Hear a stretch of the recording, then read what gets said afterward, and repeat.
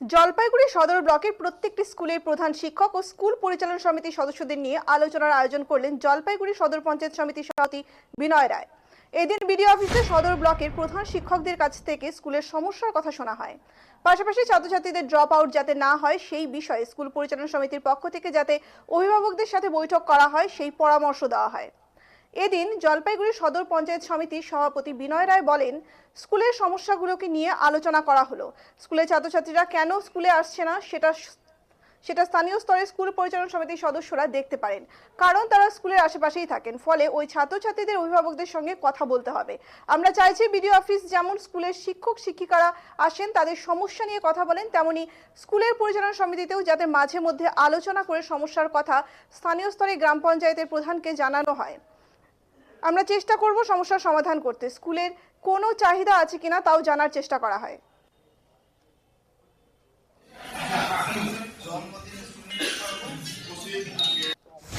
আজকে আমরা আমাদের সদর ব্লকের তথা সদর পঞ্চায়েত সমিতির যে বিভিন্ন হাই স্কুলগুলি রয়েছে সেই হাই স্কুলগুলির ম্যানেজিং কমিটির সভাপতি এবং সাথে দুজন মেম্বার এবং টিআর সহ যারা হেডমাস্টার মশাই তাদেরকে ডেকেছি।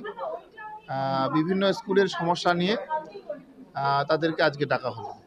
মূলত আমরা দেখলাম যে স্কুলের মাস্টারমশাইদের পাশাপাশি দেখলাম যে আমাদের সঙ্গে যদি এই ম্যানেজিং কমিটি যারা দায়িত্বে আছেন তারাও যদি বিভিন্ন ক্ষেত্রে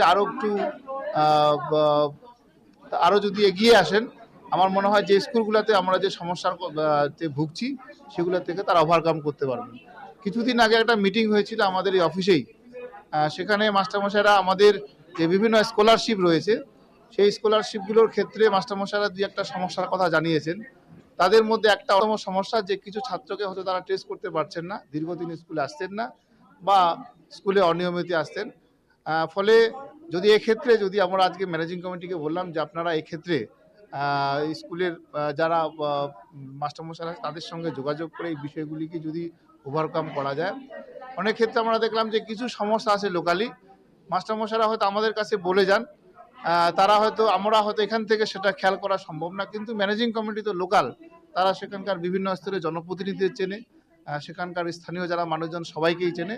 তারা হয়তো এগিয়ে গেলে এই সমস্যাটার অনেক সমাধান দ্রুততার সঙ্গে করা যেতে পারে।